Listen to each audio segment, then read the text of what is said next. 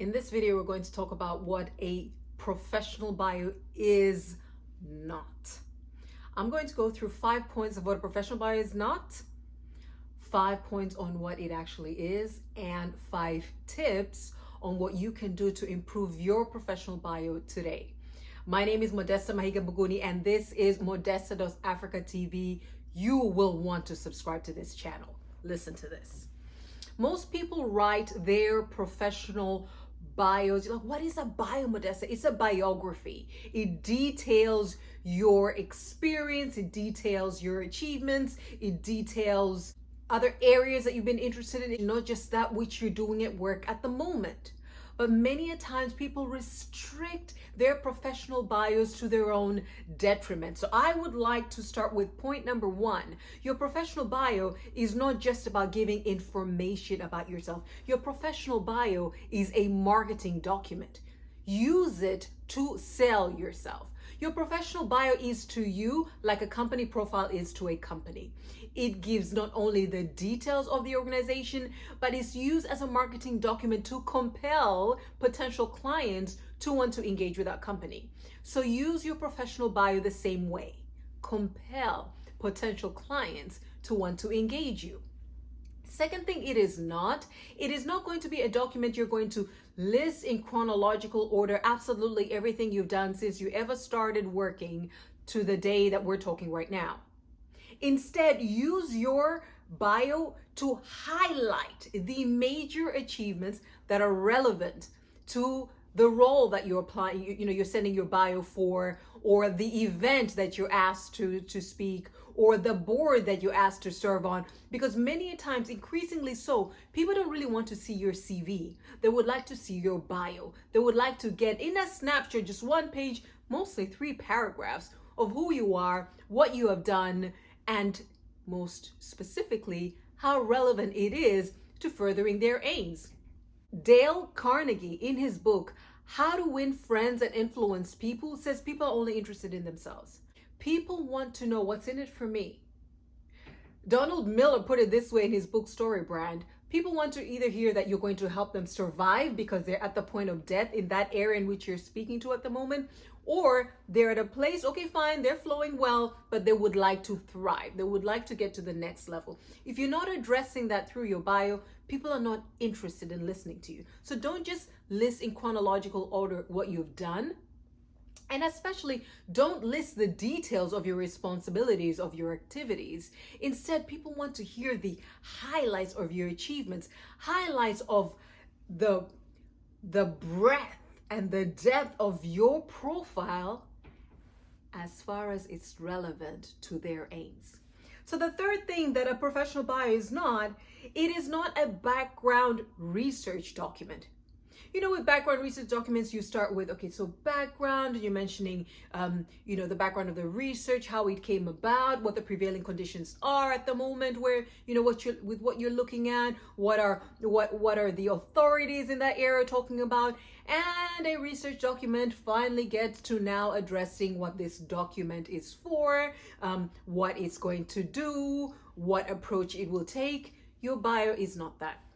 Your bio is meant to start with the end in mind. That means that from the very beginning, your biography should get to the point. What is it that you want to achieve by the end of your bio?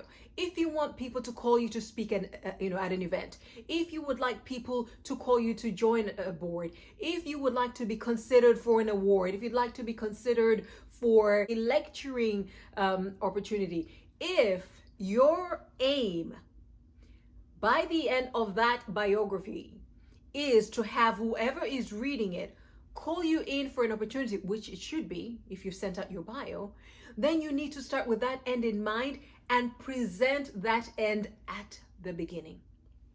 People's attention spans are a whole lot shorter these days than they ever were. But if we go by the principle that people are really only interested in what's in it for them, they don't have time to read through your entire bio, as interesting as it may be to you, to get to the point. And remember this as well, people are comparing you to many others. You're not the only one that they've asked to send in that bio. You're not the only one they're considering for that opportunity. So you want to as you hit the ground running. Many people say, in terms of first impressions, when you show up in person, the first 7 seconds count the most. The first 7 seconds. So you do not want to waste any precious time when you're in person, neither do you in writing. You want to make sure that your professional bio at the very beginning, with the first line, highlights who you are, how strong you are of a candidate, of an applicant, of a person that they're considering, how relevant you are for that role, and just how good you are it would be for them if they engage with you. The fourth thing that this bio is not, it is not restricted to your work experience as detailed on your CV. Your curriculum vitae is a completely different document. Your bio is not restricted to the work experience that you've listed there. You can include not only the roles that you were engaged in, formally engaged in and paid for, you can include voluntary positions, you can include, let's say you're coming in in a certain professional capacity, but you're also an author and you also tutor children and you do, several different things. You can include as much of your colorful background and context as is relevant to the role, to the opportunity that they're considering you for. However, number 5, your bio is actually not for you to list absolutely everything you have ever done since you arrived on earth. You need to consider what is really relevant to them. Switch places with them for a moment. Imagine you're on the receiving end and you're reading your bio. You are them. What would you be looking for? Do you want to hear them really speaking to the opportunity that you're currently vetting people for? You're looking at these documents and you're probably looking at hundreds, if not thousands of them at a go. And you're looking for that one person that seems to be the dictionary definition of what you've been looking for. And so please make it simple, easy, and absolutely pleasurable for people to go through your professional bio and find what they're looking for. Let's say they're considering you for promotion. Let's say they're considering you for an appointment in a certain position. Make them feel proud to put forward your recommendation, to put forward your name, because anybody, any third party objectively looking at your professional bio will say you absolutely have the right candidate for this. So here are my tips on what you can do to improve your bio today, like as soon as you get off of watching this video. The first thing is, go and list down what you consider to be your top achievements ever in life. So initially, just do a brain dump. List down absolutely everything you think is a top achievement. List down everything you have done, everything you've been recognized, you've been recommended for. List them all down. And then you will go back and look at what you have listed to find those top achievements that are really relevant to what your professional bio is being considered for. Because many a times, people don't just ask for your bio for the sake of bio. If somebody says, hey, could you please just send me a bio? And they haven't told you the context, it is on you to ask, what do you need it for? Because get this, you actually need to have different professional biographies. I have several, depending on what you need it for. I have several CVs, depending on what my CV is being considered for. And so it is on you to ask the person, okay, do let me know, what is my bio being considered for, so that you can tweak it to just pull out those achievements that are relevant. So it actually makes sense. This is something that I would recommend you to apply as a principle in life, that you would highlight your achievements in a document that you have saved somewhere, and you keep adding to that list of achievements as you go in your career and your business, so that whenever you're asked to send in your best profile, you're going to already have a database, right? You're going to have this bank of achievements that you can pull from.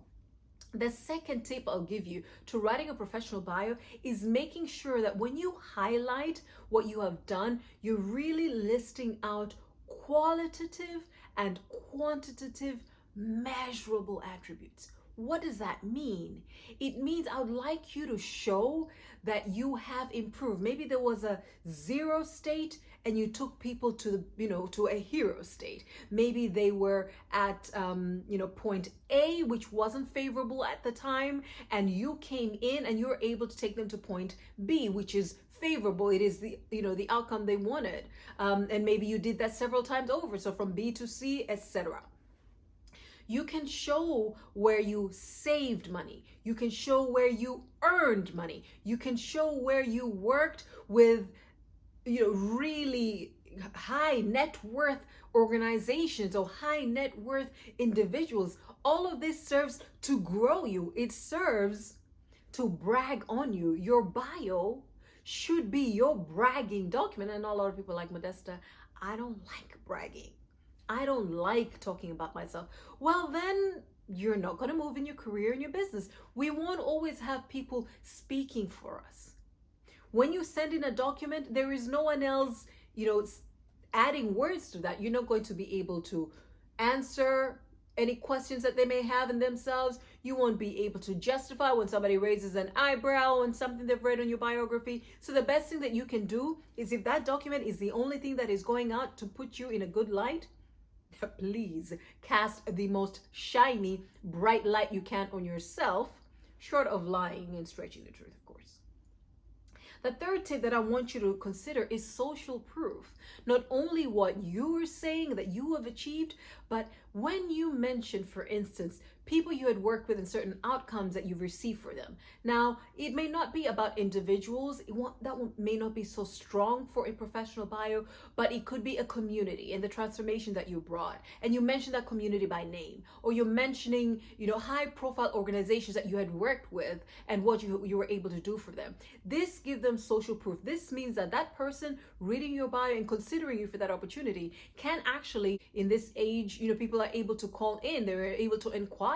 People are able to search and find somebody who would vouch for you, who would say, oh, absolutely, what they're saying is true. They came in, they did XYZ, and we're the better for it. The fourth thing that I want you to consider is really giving your profile a robust look. Allow people to see you as a person. Allow them to see that, your family, for instance. So it could be your family status, whether you have children, whether you're married, where you live, whatever information that you would like to give of yourself that gives people a little bit more of an interest. It could be interests of yours. It could be professional organizations that you have been part of since you were in school, and context such as that, to really give them a picture of, oh wow, so they're this mover and shaker. They're able to, to achieve this in their career, but they also, they're a family person, or they're a person of the community. That really adds a great touch. And the last thing that I would say, and certainly not the least, of what you can do to enhance your profile today, is to make sure that you have in the first paragraph of your bio. So let's say your bio has 3 paragraphs. I would urge you not to have a professional biography that goes longer than 1 page. In the first paragraph should be absolutely everything you need them to know about you to make a decision about you. Yes, you will expand on the points that you made in the first paragraph in latter points, but imagine all they have time for, because they're scanning this document as they are for countless of other people.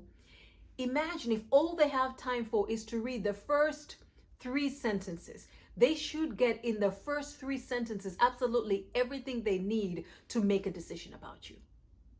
I hope this video has helped you. I hope it's getting you to look at your professional bio differently, and that you're now able to take the tips that I have just given you to go reframe your professional bio. Rethink it. It is not just a bio data just giving information. It is a marketing document. You can use it to sell your profile, just as companies use their company profiles to sell, to solicit for business. You can do the same thing, and to understand it is a competitive global world out there, that there are many people often being considered for any opportunity. And so when you say what you know they want to hear, to consider you as a strong candidate for whatever that opportunity is, you say that at the very beginning, you say it persuasively, you really highlight, you brag about all that you have achieved that is relevant to them, leaving no doubt that you are the man or the woman for that role.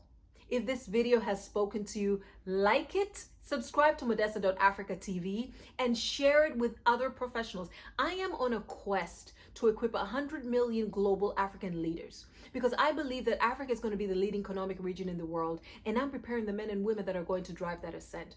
My name is Modesta Mahigan Boguni. I'll see you in the next video.